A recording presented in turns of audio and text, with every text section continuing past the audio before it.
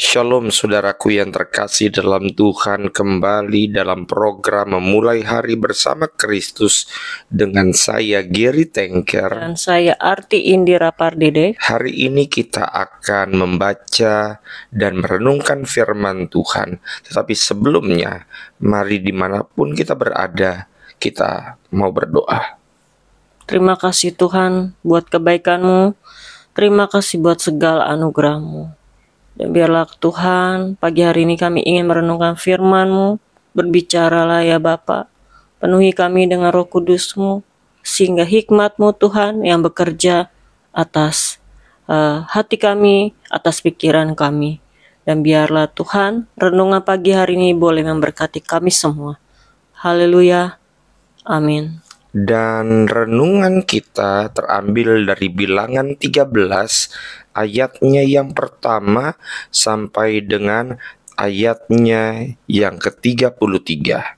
Dan saudara, Bilangan 13 adalah bagian dari kisah perjalanan bangsa Israel setelah mereka keluar dari Mesir dan berada di ambang memasuki tanah perjanjian.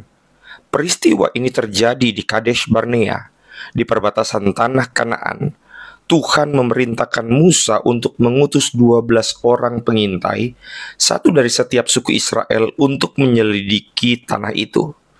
Tugas mereka adalah mengevaluasi keadaan tanah, kekuatan penduduknya, kota-kota, serta hasil tanah yang ada di sana. Di dalam pasal Bilangan 13 ayat 1-20 tentang pemilihan dan tugas pengintai. Musa memilih 12 orang pemimpin untuk menjadi pengintai, termasuk Kaleb dari suku Yehuda dan Yosua dari suku Efraim. Mereka diberi tugas spesifik untuk menyelidiki tanah Kanaan. Dan kita baca dalam Bilangan 13 ayat 21-25 berisi tentang penjajahan tanah Kanaan. Para pengintai menjelajahi tanah itu selama 40 hari. Mereka menemukan bukti kesuburan tanah seperti tandan anggur besar yang dibawa oleh 2 orang. Namun, mereka juga melihat bahwa tanah itu dihuni oleh bangsa-bangsa besar dan kuat dengan kota-kota terbentang. Di dalam ayat 26-33 berisi tentang laporan kepada Israel. Ketika para pengintai kembali, mereka membawa hasil dari tanah itu, yaitu termasuk buah-buahan yang subur. Namun, ke-10 dari mereka memberikan laporan yang penuh ketakutan. Mereka menggambarkan musuh sebagai raksasa, yaitu keturunan orang enak, dan diri mereka seperti belalang di hadapan mereka. Sebaliknya, Kaleb dan Yosua memberi laporan yang penuh iman, menegaskan bahwa dengan pertolongan Tuhan, mereka pasti bisa mengalahkan bangsa-bangsa itu.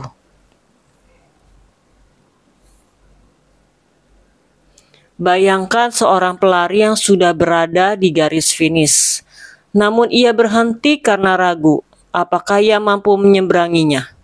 Begitu pula bangsa Israel ketika diambang tanah perjanjian. Di dalam Bilangan 13, kita membaca kisah tentang 12 pengintai yang dikirim untuk menyelidiki Kanaan. Namun hasil laporan mereka menggambarkan 2 respon yang kontras.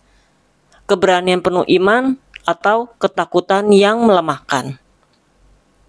Tuhan telah menjanjikan kemenangan, tetapi seringkali keraguan kita menjadi penghalang.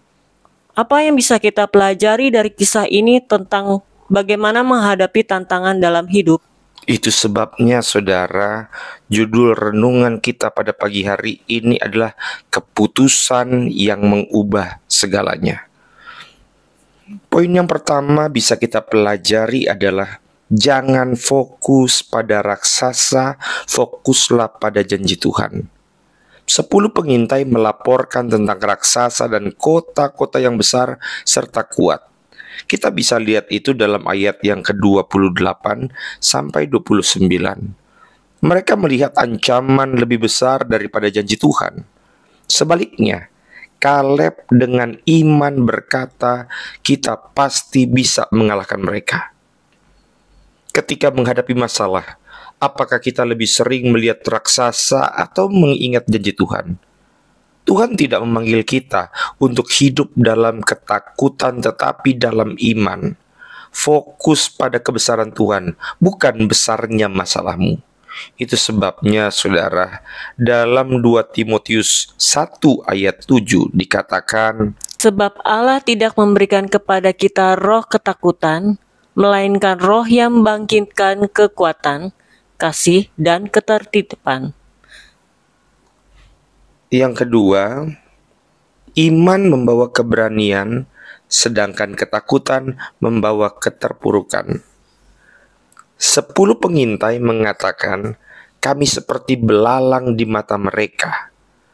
Mereka membandingkan diri mereka dengan musuh dan bukan dengan Tuhan yang memberikan mereka janji.